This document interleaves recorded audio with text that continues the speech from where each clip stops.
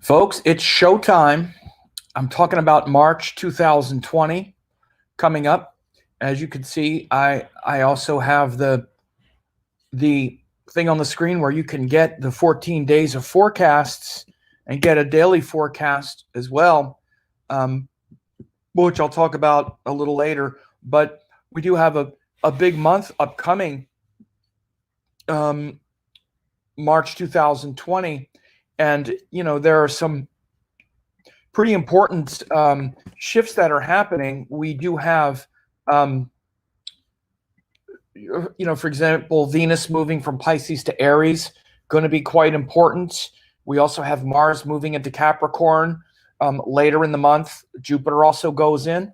Mercury turns direct. He's been retrograde. So quite a bit to talk about today. Let me get my screen up here. And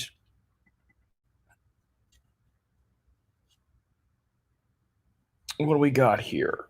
Oh, yeah, this is it. Sorry, got this screen up here. And this is February 27th, right? And you can see here on February 27th, Moon is in Revati Nakshatra. Let me change this, put up a toolbar so you can see the toolbar. And, if we move this forward, I'll move this forward by day. Oops, get it here. All right, move it forward by day. We can see how the moon moves. This is March 1st right here. The moon starts in Taurus, excuse me. On the 1st and 2nd, we'll just go through this. 1st and 2nd and into the 3rd, the moon is in Taurus. This is 8:15 a.m. Again, this is where the moon is exalted. So in March, the moon, we start off with that kind of stable situation with the moon exalted in Taurus. And, when the moon is exalted, it really stabilizes the mind and the heart, so we're not so restless. And, excuse me. And then, that's March 1st through the 3rd. I'm just going to go through the month really quick and then back up and hit a few things. But then we have March 4th and 5th. The moon is in Gemini, March 4th and 5th, and join Rahu. So again, this is also a time, especially, again, as we get to the 3rd, 4th, and 5th, we could see some pretty intense things happen. I talked about in February, in my February forecast, when the moon hit that Mars K2, that we could see some kind of explosive things happen. Didn't really play out. I even said that because of the dignity of the planets, especially with Venus exalted, Saturn in its own sign, Jupiter in its own sign, it could really tend to not produce some external crazy situation because of the dignity of those planets. But in particular, with Venus changing signs here at the end of February and, at the beginning of March, this transit of the moon hitting Rahu, and I would say especially on this March 4th, we might see some big shocking news. Right now this coronavirus thing is really kind of exploding, and we're seeing like stock market variations all around the world. And we're also looking at and really evaluating the incompetent way this thing was handled. Back when it started, it looked like it was going to be handled quite well. And I even said, I don't think it's going to turn into this mass epidemic, because it looked like they were really getting it under control. I will just say in the U.S., we have a president who just kind of didn't do anything about it. Spent, almost a month just not really doing much about it. They had a general quarantine and then just really nothing happening. And finally, little things happening. And then, of course, the typical incompetence that we're seeing. So, again, we might see some fallout, if not from that, then from, something else that could be sort of, global.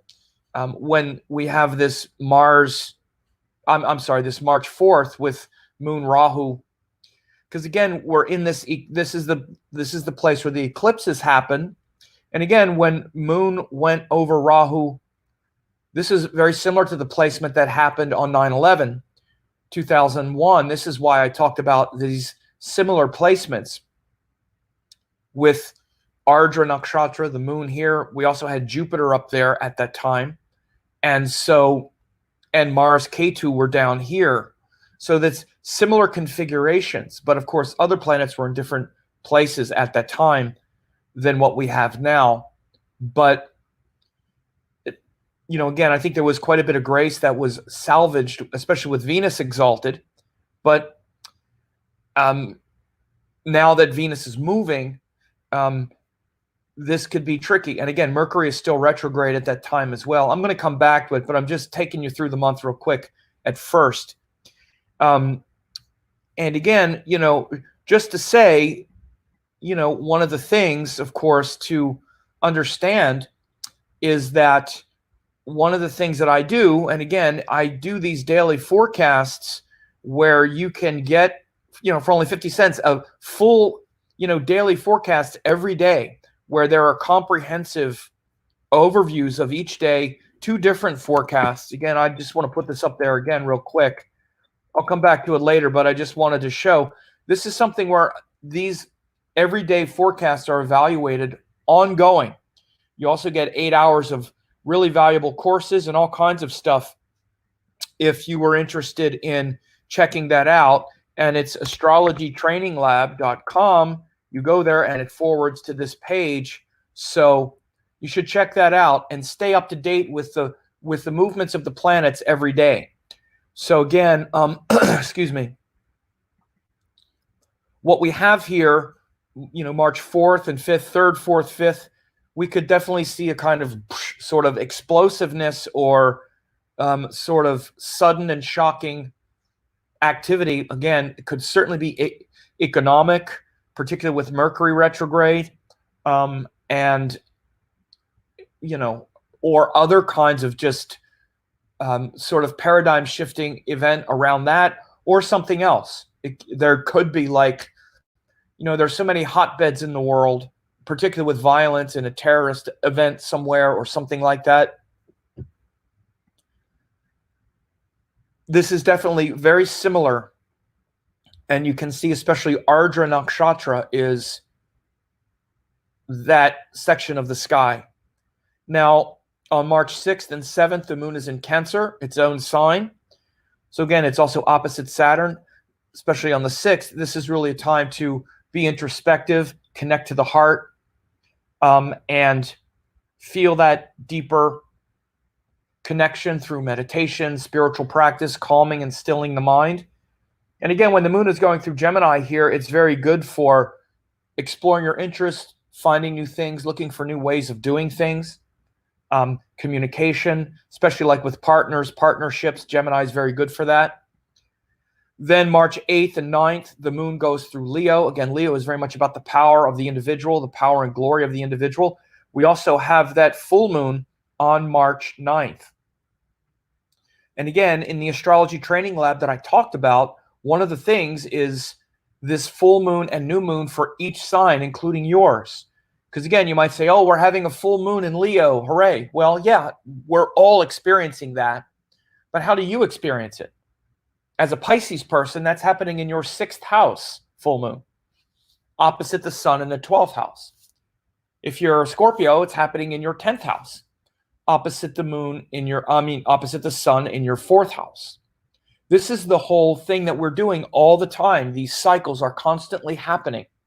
So again, we obsess over our individual chart and our personal dashas and all that. Those are important. But regardless of that, on a larger sense, we're working through, in a higher level, actually, these personal lessons every month to 2 months. That's why the year is broken up into these, 24 portions of these basically 24 fortnights, 12 new moons, 12 full moons. And the Indians always did that back in the Vedas. That's why there were 12 months, then later 12 zodiac signs.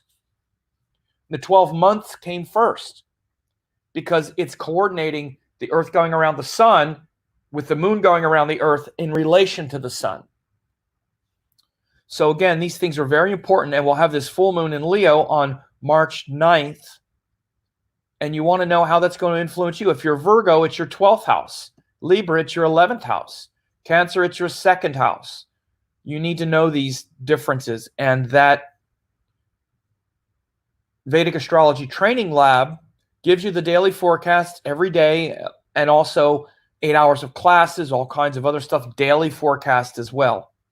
So we also have then on March 10th and 11th, the moon then goes into Virgo, and it's going to be, again, after Leo is Virgo, which is very buttoned down, formal, detailed, takes that power of the kingdom and organizes it in the most efficient, correct, and proper way. So all those details are in alignment. And then Libra, moon goes through Libra March 13th, on March 12th and 13th, and Libra is ruled by Venus. Again, this is very much about relationships, interacting with other people at that time, your relationships, how well you're able to accommodate others, how much your desires pull you into contact with other people through sexuality, pleasure, happiness will be important on those couple of days. You'll really feel that, wanting to share what you find beautiful and enjoyable with others at that time. And then March 14th, 15th, and into the 16th, the moon is in Scorpio, more intense and, where we're facing our vulnerabilities, trying to strengthen our fears and vulnerabilities at that time. After we engage with others intimately through Libra, then we face our insecurities and vulnerabilities in Scorpio. We'll be feeling that on the 14th and 15th of March.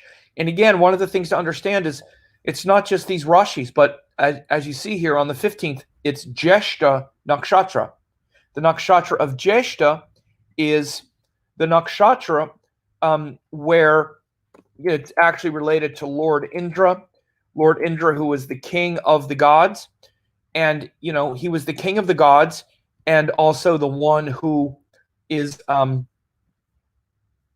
there sort of fighting our heroic emotional battles, right? And so, again, one of the things to know is that in the Astrology Training Lab, there's these daily updates. You see, I also have my fellow astrologer and assistant, Jeff Poole. He writes detailed updates as well. And again, you can see these forecasts every day are based on the Vedic panchanga. As you see, the one I did today, February 27th, it's Thursday. It's the sign is Pisces moving into Aries, Revati and Ashwini, the 5th Tithi. And you can see this was the forecast that I wrote for today. Nakshatra moves from Revati to Ashwini, which shows a similar theme from the last step of the journey home of Revati to that rebirth, hot with life, and charging in all directions of Ashwini. This could sometimes be an uncomfortable shift, but notice, blah, blah. Again, every day you get these forecasts. That's for me. And then Jeff Poole, look at what he does. He writes a whole long, detailed exposition. So again, this is full-on professional data, daily guidance that you can get. And again, you can try it out for 2 weeks for only 50 cents. So again, I'm really happy to do this because the most important thing for people to understand is really how these shifts are taking place all the time. And so again, as I'm going through this, you see March 15th, it's not just March 14th and 15th, the moon is in Scorpio, like we see, but again, on the 14th, it's an Anuradha Nakshatra. Anuradha is ruled by the god Mitra, who is the god of the divine friend, right? God as the divine friend and that devotion of Scorpio. So again, I put it in context. Everyone is feeling that on that day. Everyone is feeling that need to be in a more devotional space. And again, this is why you track these things every day. And again, people obsess over their own, people obsess over their own chart all the time. Most of the stuff we're doing each day is not something about your chart. That's how you see it, but you see it that way all the time. Day to day, what's happening is you're being influenced by all this stuff that I'm talking about. You're being influenced by the fact that, today the moon is moving from Pisces to Aries, from this mystical, dreamy, metaphysical to Aries about action, from Revati to Ashwini, right? and the third lunar day related to Lord Vishnu and making adjustments and all of it. This is what's happening day to day. Your dashas and all that play into that, but day to day, this is what you're living. So again, if you're not paying attention to this, you're not really using astrology the way it was used primarily in the ancient times. The first use of astrology, even on personal level, was the day-to-day weather, because that was common for everyone. The panchanga is the ancient Indian timekeeping. And I'm actually doing a seminar in San Diego on this in September. I'm probably only going to be able to invite my certification course students, but I'm doing it because that's the primal timekeeping of India and the very cosmic spiritual timekeeping of India based on the panchanga. So that's why I do that every day. And I've been doing it every day for 12, 15 years by now. And by the way, just to say, and I make sure to take the opportunities at this time, all of this is based on the sidereal zodiac. This is why, again, some people have these abstract ideas about the sidereal zodiac. I don't think any of them have been doing every day, daily forecast over and over again, showing Rashi, Nakshatra, Vara, like I have. If they have, they certainly aren't sharing it with the world. So I don't think they are. I've been doing these updates for more than a decade. So my work is on the line as far as this stuff goes. And of course, in all the Vedic astrology texts, the zodiac is clearly aligned with Rashis and Nakshatras. And this is where you see it. And you don't really get it unless you track this every day. And you see these things shifting every day the way I'm describing here. So again, we see on the 14th and 15th, moon in Scorpio, Anuradha Nakshatra, the Jyeshta Nakshatra. You also see over here, I always have this Indian calendar. It's the Saptami, waning Saptami, which is called Krishna Saptami of Krishna Paksha. So these are the important things that you need to know every day. So then we have on the 16th and the 17th and into the 18th, the moon is hitting Sagittarius. It's going to hit Ketu, Mars, Jupiter in Sagittarius, right? That's going to pass over the galactic plane, Mula, then Purvashada, then Uttarashada on those days. So again, on 16, 17, and 18, we leave that sort of dark transformation of Scorpio to really trying to find that higher purpose and higher light and inspiration in that, from that darkness of Scorpio, we get into the light of Sagittarius and those higher teachings and higher wisdom. And then that leads into the moon in Capricorn, into the 20th. So 18th, 19th, 20th, the moon goes into Capricorn, goes over Saturn. And again, this will also be some pretty intense time because Saturn, of course, is quite serious. Capricorn is serious. So it's really a time then to introspect, really gather, really connect with your own, with your own heart and practices. And you'll see that early, we see the sun up here has changed signs. The sun changes signs on the 14th. On the day that moon goes into Scorpio, the sun went into Pisces. So again, this is an important shift. By then, Mercury is also direct. Mercury turned direct on the 10th. So I'm going to go back and look at this, but we're seeing these things happen while we're going through it. So then on the 21st and 22nd, moon is in Aquarius. It's joined Mercury. And into the 23rd, but actually mainly 21st and 22nd.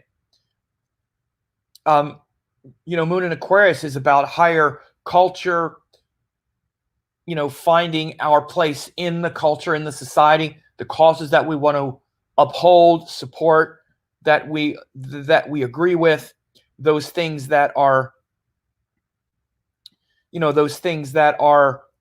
higher than just our own personal glory, which is Leo. Opposite Leo, we have Aquarius. And then obviously it's also joined Mercury, which shows that it's good for trying to figure these things out. Be intelligent, be reflective. And of course, especially after Mercury has now gone direct, after having been retrograde, it's quite important. So then on the 23rd, 24th, into the 25th, we have the moon in Pisces with the sun. And again, we also have a new moon. So this is now the beginning of the new cycle, the beginning of the next cycle. After that full moon in Leo, we finish that Leo cycle. The next cycle is after the new moon that happened in Aquarius, and then we had the full moon in Leo. The next lunation cycle is a new moon in Pisces. This is how it keeps going. Now we'll be working on the Pisces cycle starting on March 24th. We start this cycle of Pisces. Pisces ruled by Jupiter. It's where we begin and we want to connect with something beyond, something metaphysical, not just personally embodied, but something beyond. It really connects us with teachings, gurus, higher wisdom. All of these things are very important to us. And so, that is also a big,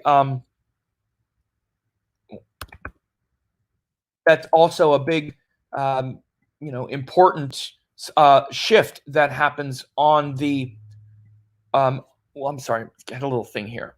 On March 24th is we have that new moon in Pisces. And again, so that new moon in Pisces really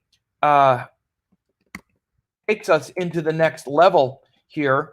And I'm sorry, get back to my screen here. And it'll take us to the next level, sort of cosmically, metaphysically, but also we'll be starting a new cycle. So again, the 25th, then we start that waning or that waxing cycle of Pisces. And again, these are the shifts that are happening with you, whether you know it or not.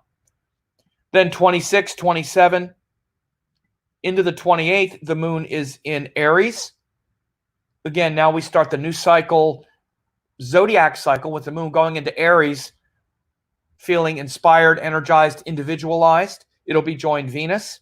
So just like we have a moon-Venus conjunction now, we'll have it at the end of March 27th. And you could see that moon and Venus track together and move right into Taurus at the same time on the 28th. See that? So moon and Venus will be big and bright in the sky on the 28th. They'll both be in Taurus. Moon will also be in Taurus on the 29th and into the 30th. So, the end of the month starts with this powerful moon, a dark moon, but it's waxing and it's in Taurus with Venus. So that's quite auspicious. And you also see by then Jupiter has moved into Capricorn. I'm going to talk about this in a minute because it's very important for you to understand this pileup. We also have Mars there by the end of the month. I'm going to circle back and talk about this in a minute. You could see Mars went into Capricorn on the 21st. Boom. So when we were talking about moon in Aquarius, Mars moves in Capricorn at that time. And then as we see this very end, March 29th, Jupiter goes into Capricorn, where he's joining Saturn and Mars. And then on the 31st, we have the moon going into Gemini again.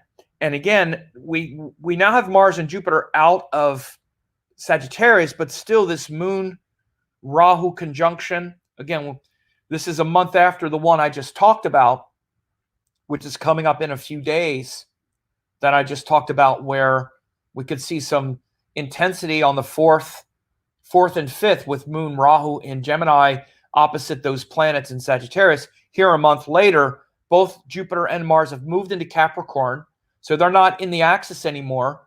But Jupiter is debilitated in the debilitated sign, and Mars is really powerful to kick some butt. So again, I'll talk about this in more detail, but you can see this moon in Gemini with Ardra at the end of the month is also, Gemini is a sign of intelligence, communication, discrimination, things like that, that can be quite impactful during that transit. So again, when moon is in Gemini, we're often in our head about things and wanting to sort of blow up and destroy all of our firmly held beliefs. So, whoops, where did we go here? There we go. And so this is a sort of overview of each day of the month. But again, as I said, we have some very powerful and intense shifts also happening with Venus moving into Aries. In particular, you saw at the end of the month this pile up in Capricorn. And let's go back to that for a minute. You see at the end of the month, we go back and we have this pile up that starts in Capricorn. But then if we go forward, we have this pretty much the whole month of April. Look at this.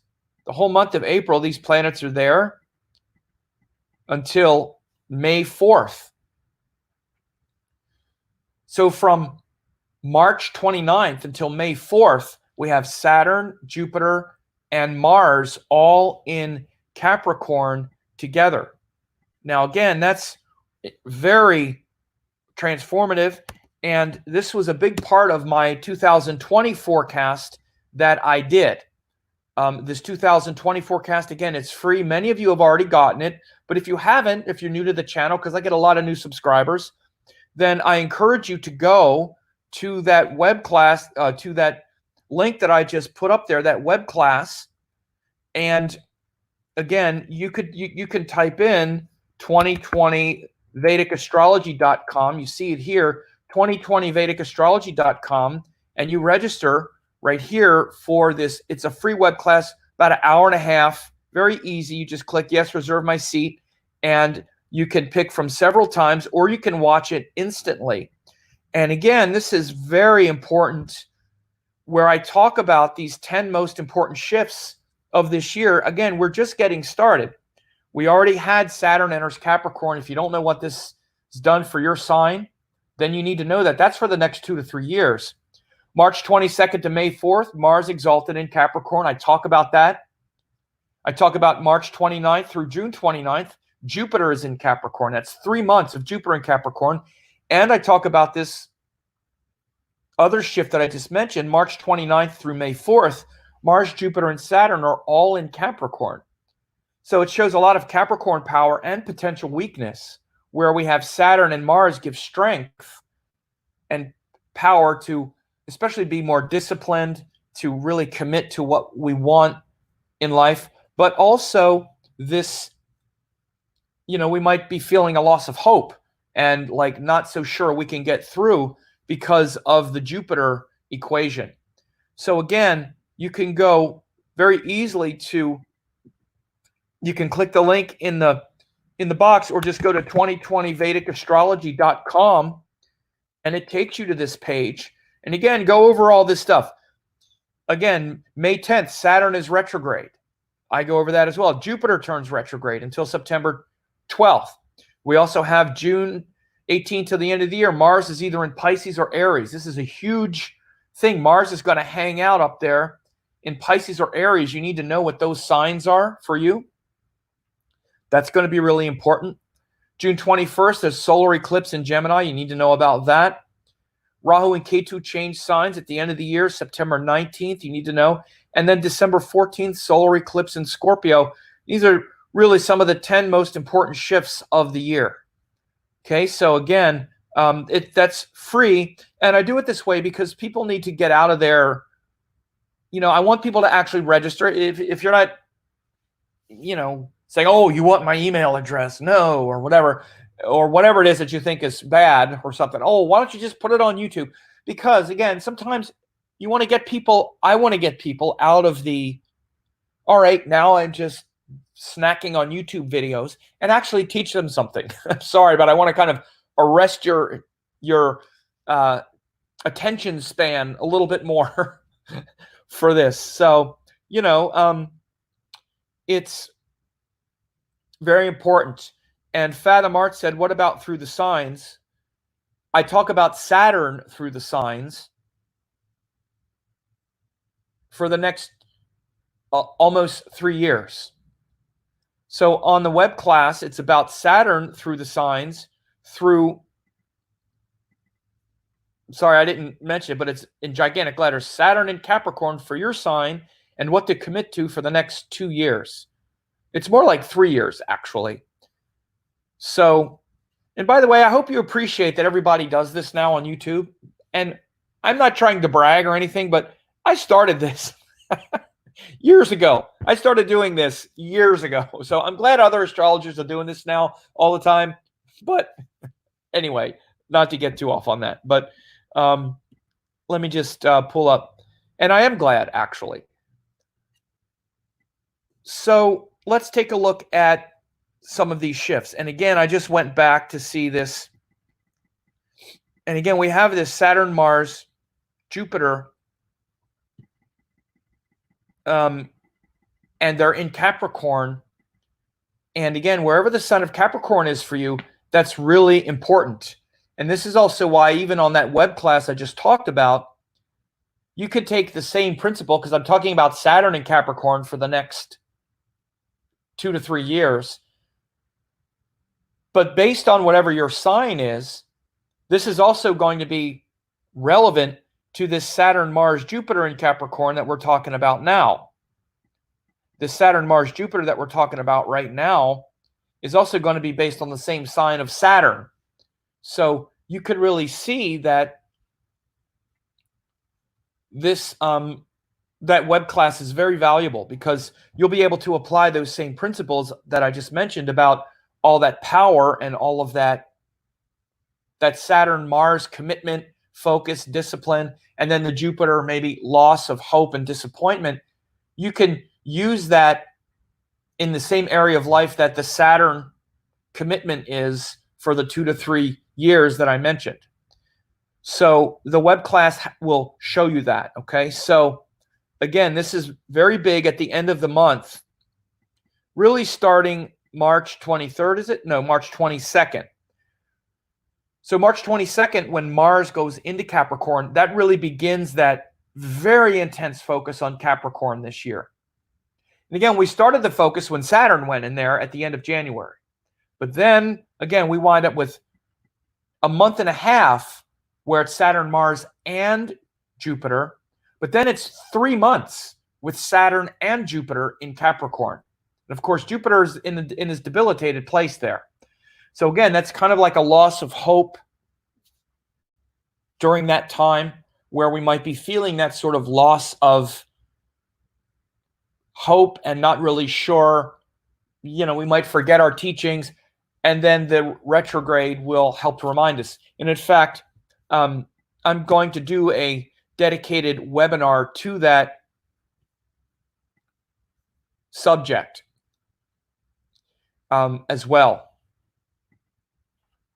And so we have here. All right. So let me just go back and also go back to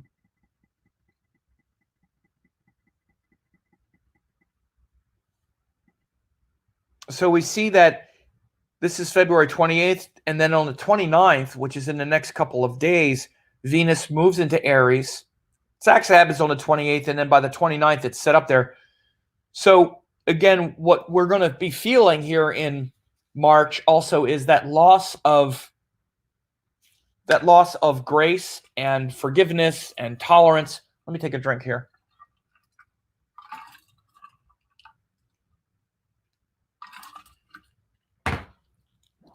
That we've been benefiting from for the last month or so, for all of February, with Venus exalted, with Venus in Pisces. We've been feeling that, in a general sense, a kind of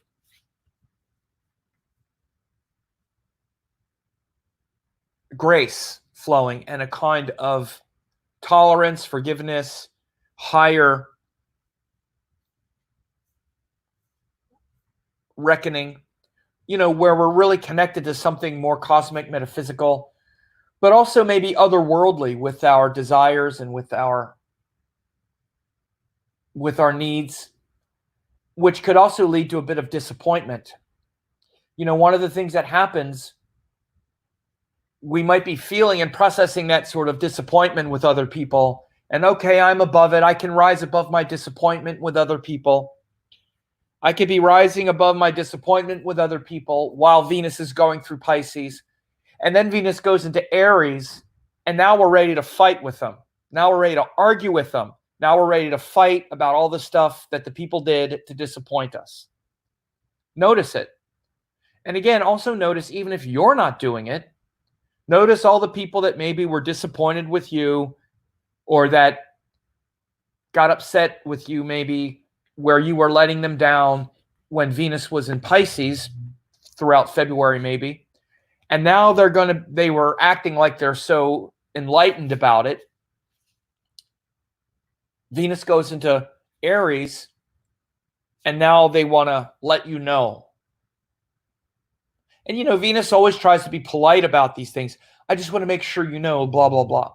But often when Venus, for example, if people have Venus in Aries, like in the natal chart, they can be very ungraceful if you disappoint them. They could have no problem telling you what you did wrong to them, how you were rude, or you were this way, or you did that, or you did that.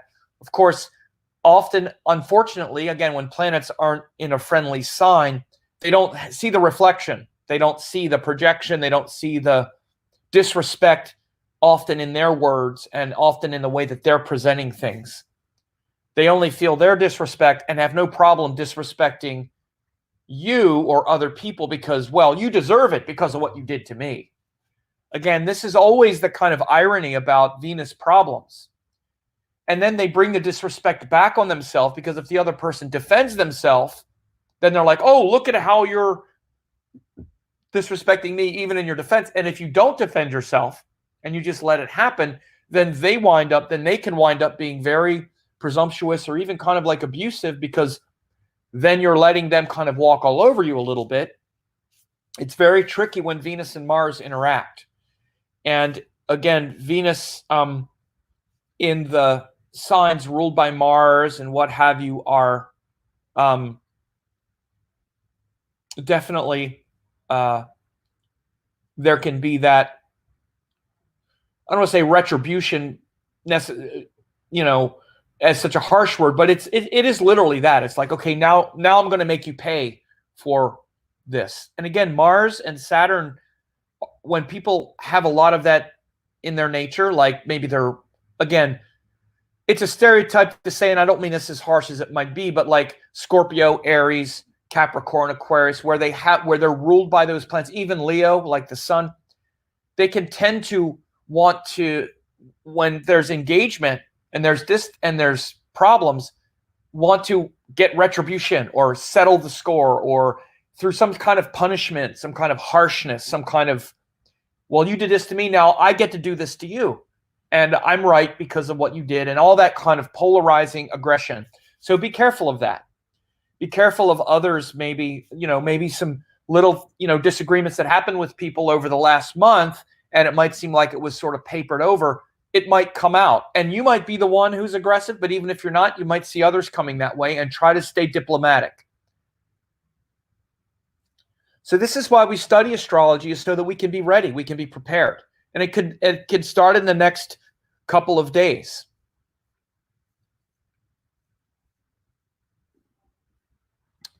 So Fashion Maven for Life said, you explained so beautifully and accurately, Sam. I'm an ungraceful Aries when I show disapproval. Okay. Well, I appreciate you being honest about that if that's really the truth. So other people have some questions about a lawsuit. Astrology doesn't really work that way. You can always bring a lawsuit. Astrology works in actual moments. So that's just not really how it works. Amanda says, don't get me upset. No idea what you mean. Fathom Art says, Pluto. Yeah, wasn't that one of the Disney characters? It was the dog, right? Pluto? That was the dog. I'm not sure what he's doing, although I did hear that the Disney parks were thinking of closing down because of the coronavirus. So if you have a job as Pluto in the Disney park, you might have some problems. Third eye activated, you always say heyoka heya, and I have no idea what that means. It would be great if you actually let me know and let people know what that means. You come and announce this all the time. It would be nice to know what that means, just for my own edification. I'd like to know that. So a few other things. I I see the Oracle Love Tarot. Love Oracle Tarot is here as well. Nice to see you there. And so Sonia K giving the hands. Thank you, Sonia. Glad to see that. So again, you know, just a few things. You know, I do want people to know that this, you know, this 2020 forecast is really quite powerful. To know Saturn for the next 3 years and to click through those important shifts, those 10 important shifts that will come up for you this year. So again, we have you know, starting, you know, since Venus moves into Aries early in the year, you can definitely expect that shift in your interpersonal relationships. And again, this is the thing I'm talking about, is we've been used to Venus being this way. It moves in the sky. It's like, why is everybody so blah, blah, blah all of a sudden? By the way, we may also see a transportation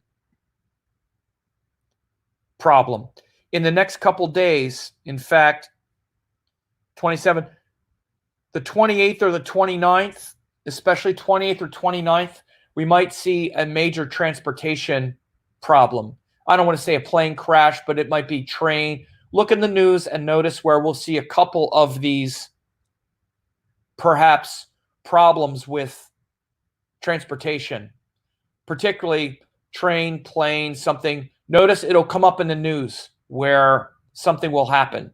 Venus rules conveyances like this, and when Venus is shifting, especially into a difficult sign like Aries, I bet we'll see something.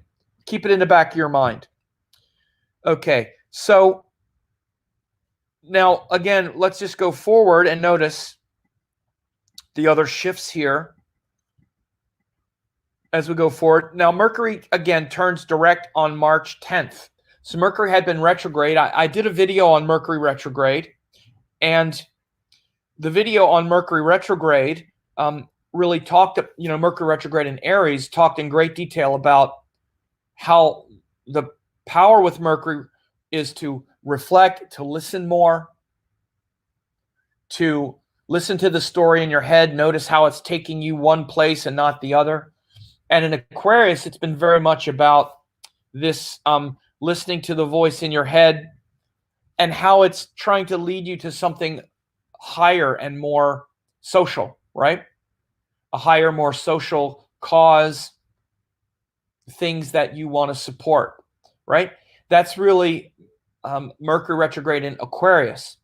So Mercury started going retrograde, you know, about 3.5 weeks from March 10th.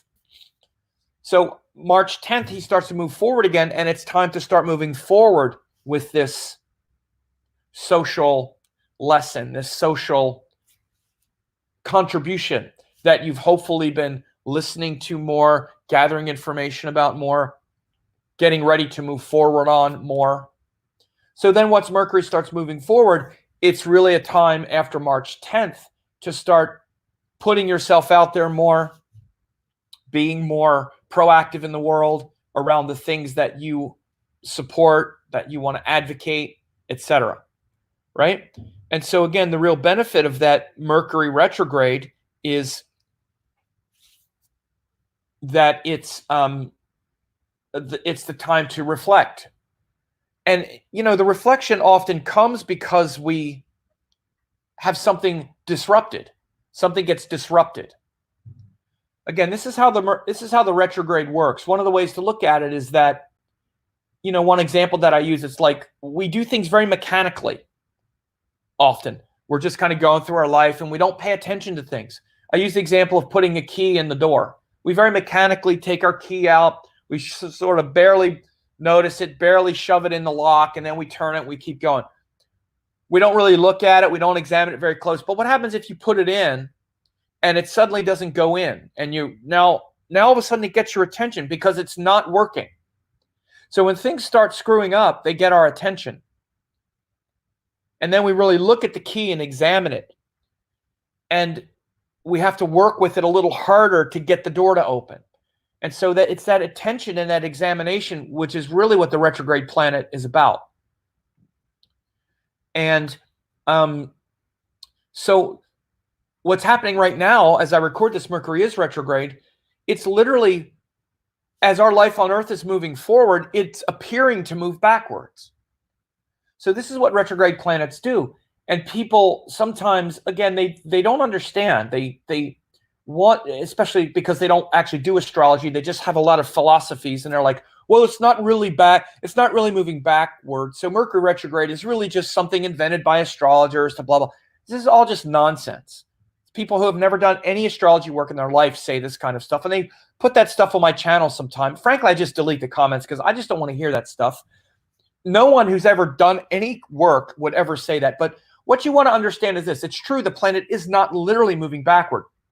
But what's happening is it's literally moving backward relative to how our life on Earth is moving. And here's how you can understand the retrograde planet. Let's say, for example,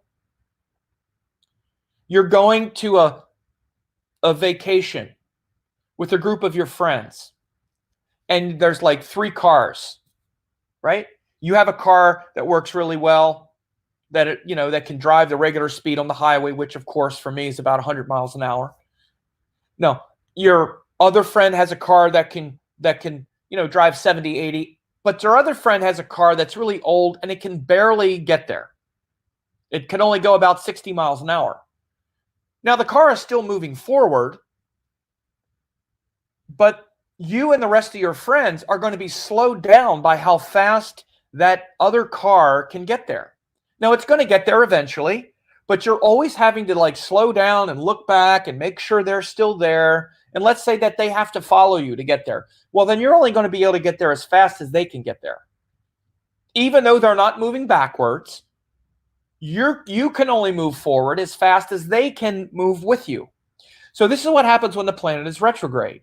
So with Mercury, the whole time Mercury's retrograde, we still have to speak, we still have to interact with technology, we still have to interact with people, but because it's not moving at the same speed, it might be interrupting that, and it's forcing us to look at it more, introspect more, and therefore it becomes much more prominent in our mind at that time. So this is the way to really understand how the retrograde motion isn't just some sort of external, oh, it's moving like that, whatever. The interpretation of everything astrological comes from its astronomical truth as well. Again, if you can't connect it to the astronomical movement, like with the directions or this or that or whatever it is, then you find people just don't understand it very well. They're just kind of repeating things. When you bring it into the actual motion, and then you really understand what it's doing. So this is what Mercury has been doing in the Aquarius area of life. And of course, whatever sign Aquarius falls from your ascendant, that's going to be where it really shows up as well. Like for me, it's been my 9th house because I'm Gemini. If you're Aries, it's been your 11th house. If you're Scorpio, it's been your 4th house. So you'll see that process start to move forward on March 10th, and it'll start to unwind and start moving forward. And then, as I said, we'll see this. We'll see on the 22nd, Mars goes into Saturn, goes into Capricorn with Saturn, and he'll be there till May 5th. It's a long transit, having these two powerful planets, Mars exalted, Saturn in its own sign, very dignified for a month and a half. Very powerful to have Mars there, that dignified and that ready to be disciplined and do the hard work. And see, this is what those difficult planets do. They give us the capacity to do things that are difficult. That's where the energy comes from. Your capacity to do things that are difficult and suffer for your principles and do what you know is right rather than what is easy. Those virtues, energies come from those planets. Your capacity to get up early and work hard and sacrifice comes from Mars. It doesn't just come from Mars by default. Mars likes it to get out there and suffer and compete and work hard. Mars is like, yeah, let me do some of that. It's not Mars doing it, it's your relationship with Mars. Mars is part of you. It's part of your karma. that enjoys that comes from Mars. Saturn is the part that likes not just doing it once in a while, but for a long time, saying, I'm committed to this. I'm not going to give up on it just because it's hard. And in fact, I feel great that now that I've figured out a little bit of this thing and I know how it works, I'm going to keep with this till the day I die. Till the end of my days on earth, I'm going to be committed to this thing. And I'm not going to give up on it no matter how hard it is, no matter who doesn't like it or whatever other things that come in. I don't care. I'm committed to this. I'm going to stay with it. And again, ultimately, those energies are best used for your spiritual transformation and liberation. That's why we're here. But again, transformation and liberation aren't just in a vacuum. They are folded into your karma, folded into your actions. We don't just become liberated by sitting on a mountain. We have to get engaged with life. And this is what we're looking at in the astrology chart, each person's individual chart, is how do we come here to be engaged and challenged? And it's often those difficult planets of Mars and Saturn that really get us changing and transforming because we're committed. I'm saying this because this transit of Mars through Capricorn with Saturn, March 22nd through May 5th, is one of the biggest of the year for this particular thing I'm talking about. Of really having this month and a half of kicking ass. And that's really important at this time, is to do that. We see Shivakami, March 10th, March forward. There you go. Lisa, what kind of car do you drive? I drive a Prius C. Not even just a Prius, it's a Prius C City, which is probably the smallest car in the world. I love it. It's great. Great on gas mileage. Thank you for your wisdom, knowledge, and your honesty. Okay, well, you're welcome. Shivakami, the greatness of Saturn. Yes, indeedy. The greatness of Saturn is absolutely important. And again, I just want to emphasize that, you know, a big part of what I based my yearly forecast on this year was this shift and this emphasis on the sign of Capricorn. The emphasis on this sign of Capricorn, again, one of the things I do is I will give you that, you know, Saturn and Capricorn and what to commit to for the next 2 to 3 years. But that same principle is going to be applied with this Mars going through Capricorn, with Jupiter going through Capricorn, and all that focus that I just mentioned.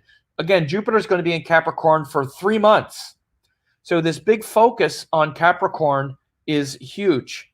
And again, you can click that link to go there. And again, 2020vedicastrology.com takes you to the page. It's very simple. Reserve my seat. Select a date and time, give your name and email address, or you can watch the replay instantly. It's very easy to do. And again, it's certainly worth your time to really understand. And I describe one of those shifts is this Mars, is that whole transit of Mars through Capricorn that we're talking about. As you can see, one of the shifts is this March 22nd through May 4th, Mars exalted in Capricorn. This is the second part that I analyze with a lot of depth. Then Jupiter in Capricorn for 3 months. Then all 3 of them there. So it's really important for you to understand this. And I certainly encourage you to go there. So continuing, again, the next big thing that happens is Jupiter, again, enters on the 30th of March. Like we said, now we bring Jupiter in there. Mars and Saturn bringing this discipline, which is discipline, which is Mars. The discipline to do what we know is right, even though it's hard. That's Mars. Discipline in the moment to say, I'm going to get out of the bed rather than sleep longer. That takes discipline. That's the willingness to suffer in the moment for our principles. Right now, I'm going to eat the food that's best for me, not just the food that tastes good. That takes discipline. Discipline is in the moment. Okay, Saturn isn't discipline. Saturn is commitment and focus for the future. Mars is discipline in the moment, because we need discipline in the moment. I need discipline right now to not eat that half a gallon of ice cream and instead maybe have a healthy snack and the right amount. I need discipline to get up at 5 a.m. and do my spiritual practice rather than sleep, because that discipline is going to come right now when I feel good taking on that challenge and sacrificing and focusing. I feel good suffering for my principles. Stated more simply, I feel good doing what I know is right. And again, Mars is the part of us that wants to do what's right. That's why we argue, because when we're arguing, we're always right. We're arguing about some principle that we're right about. And the last thing we should do is argue about it. We should do it. Again, that's Mars. Saturn is doing it for a long time. That's commitment. That's what sadhana is. Everybody can meditate once in a while. Everybody can be disciplined once in a while. But do we do it over and over and over and over again? That's Saturn. Relentless. Relentless focus is Saturn. That's harder. It's harder to stay focused and to be relentless. So again, these two planets together shows that discipline and focus. That's what leads to sadhana. Sadhana means doing spiritual practice over and over and over again. So you become really strong. Now Jupiter enters that. Jupiter is about teachings, guru, higher wisdom. Now, even though it's debilitated there, that's only one thing, but it is a thing. But first thing is that Jupiter is going to bring teachings and higher practices and higher wisdom into that area of life. I know many people who are very spiritual with Jupiter in Capricorn. The difficulty of Jupiter in Capricorn is that we might tend to lose hope. That's the problem. The problem is that we lose our inspiration. Because what was inspiring in Sagittarius now is all this hard work. Oh, and we notice how much hard work and effort, commitment it's going to take. And it might feel weary because Jupiter is really kind of beyond this earth and feels that inspiration. That's Jupiter's part. Jupiter's part isn't to get down there and suffer for our principles and commit relentlessly. No, that's Mars and Saturn's part. You got to understand the planets only do the one thing well. They only do the thing they do. They don't share. They don't do this. They don't do that. Jupiter has no desire to get in there and be relentless and work hard. No, Jupiter is, I'm inspired by this thing. So the thing that happens when Jupiter goes into Capricorn is it can be hard to lose hope. Or I'm sorry, easy to lose hope. But again, you have to understand, with Mars and Saturn there, well, we're getting the juice to work at it and to work and persist, work hard, and which is Mars, and to persist, which is Saturn, is right there. So again, we might abandon our teachings for a while. It doesn't mean we abandon the hope. It just means that, it doesn't mean that we, let me say it right. It means that we might not feel so inspired, but instead we're more implementing it at that time. So between now and the end of March, is really a time to get very clear about what inspires you. Get very clear about it, because rather than just being all inspired when it goes into Capricorn for those 3 months, now you're going to have to work at it. Now you're going to have to do the work. And many times I've seen that Saturn and Capricorn, they're some of the hardest workers when it comes to that spiritual practice. As long as they get good teachings, then they'll actually really do the work. So this is what you can expect when Jupiter is going back into when it goes into Capricorn at the end of March, and then it's there until the end of June. It also goes retrograde. And again, these are all the things I talk about in my, 2020 forecast. One second.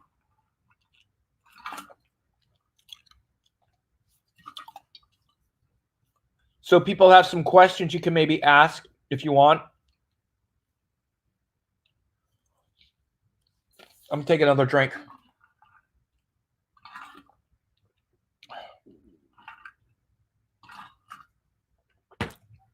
It's been an hour at this point.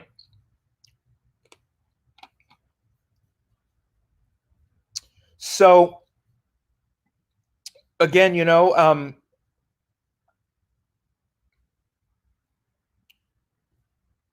I just put up the 2020 forecast, and I keep talking about that because I really want people to understand and see astrology working as well, because I also explain these things in a lot of depth and not just, not just on the surface. Sarvani Designs. How's it going? You're probably right down the street somewhere, hopefully looking at the same kind of sunset that I'm looking at, or out the window. And so someone says, what does the economy look like for the U.S.? You know what? Definitely, we could definitely see some hits, especially with this, with these things coming in Capricorn. Unfortunately, I really thought, especially with this virus thing, I think we're already seeing the stock market corrections are not surprising that something would correct it, but it's the possibility that this thing could not be managed well.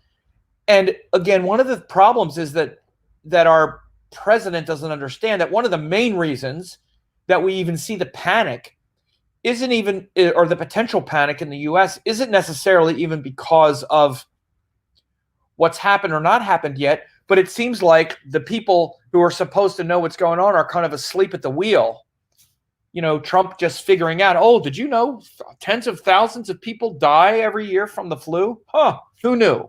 Let's appoint Mike Pence, this person who is barely acknowledges science, as heading it up, and that the head of the HHS used to be a lobbyist for the pharmaceutical companies, who's saying, well, even if we find a vaccine, nobody will be able to afford it. And just, who knows what other terrible signals are going to be sent as we get further into what could be something that could just create stress and worry. But there are also indicators in the economy, and not just U.S. economy, but world economies as well, with these planets going through Capricorn. And I would say particularly Jupiter, particularly at the end of March, one of the things that Jupiter in Capricorn does show and can show is difficulty with money, stresses around money and finance. So I wouldn't be surprised with that. I definitely wouldn't. It could be happening now, even because as we look at it now, as we look at the chart now, we even see, things that affect Jupiter really affect the wealth. Jupiter is wealth, not cash or money in our pocket, which is Mercury. But again, even Mercury going retrograde can show problems with like liquidity. Like Mercury is liquid, like cash in your pocket is mainly Mercury. Wealth, meaning generating large sums of like wealth, is Jupiter. So again, Jupiter is strong in Sagittarius, and again, Venus has been exalted in Pisces. But even with this, even in the next couple of days, it's very true that we've been, and I said it when this started, that because planets are in good dignity, maybe I should have been more specific. I should do an update on this, but more specific, I said when this coronavirus first started that these planets being in good dignity, I don't think it's going to blow up into a whole lot. And so far it hasn't. But I also praised that there were people on the scene, that they were running a good quarantine, that we had enough time. But now it's been squandered. Since this really came out in early February, especially like in the US, I would say for sure, it has the opportunity that was there has been squandered. Venus is about to leave Pisces and go into Aries, where now we're not going to see this grace and this potential to really, cooperate and be like the nurse and the one taking care of us all is going to start to now Venus goes into Aries, which could be sniping. Like, again, I was saying earlier, Venus in Aries is like, it's not my fault, it's your fault. You did it, like finger pointing and other kinds of things, rather than just get the thing handled. God knows what, like the president of the US, it'll be everybody else's fault. Fake news media, Democrats, this, that, anyone but him, not knowing anything about it. And this is the danger of having someone so incompetent. Anyway, without getting into all of that, but definitely, I mean, we could be set up even in the next couple of days with Venus now leaving Pisces, going into Aries. Again, Venus in Pisces is definitely a time when we would see wealth increasing. Certainly that's possible because it's ruled by Jupiter. So, definitely things are shifting. We had these powerful exalted planets. And again, Mars is going to move into exaltation with Capricorn. So I think at that time, let me just do it. I'm doing this in real time, but I think in the next few days to a week, next couple of weeks, even, we could see some real, some real crazy stuff sort of coming out. I think Mars going into Capricorn, which again is at the end of the month, 23rd. This could really tighten things back up again with Mars, Saturn, and Capricorn. Again, I'm saying it because Capricorn is about getting structures in place, Mars and Saturn, again, about doing all that hard work, all that stuff I was saying before, to then get things back on a strong footing. And again, from the end of March through early May could very well be a time when the situation gets under control. But, we could be looking at a couple weeks where this thing can just be spiraling around. And the thing that panics, quote, markets and all of that stuff that affects the fiat wealth that we have in the world now, because nobody really has any money. Nobody has any money anymore. We just have fiat capital that's just credit being floated all over the place that doesn't exist. The thing that makes that more nervous is uncertainty and incompetence, and, well, a mass pandemic doesn't help to throw that in there, right? So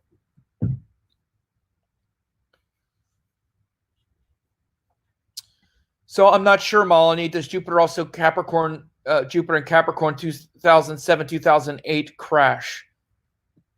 That was around the end of 2008.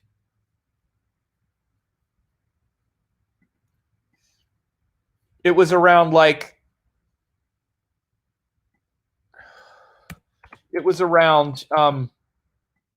October. Put October 1st, something like this.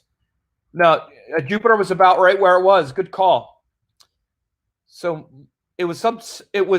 so Jupiter was almost like right around where it is now in that 2008. In fact, let me just bring it up here. September 29th, 2008. Yeah, I thought it was early October. September 29th, 2008. Let me pull up the chart. So there it is. September 28th, 2008. Jupiter was like almost exactly where it is now in the sky.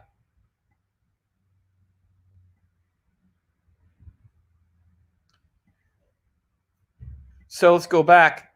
This is where we are now. Well, it's just past it.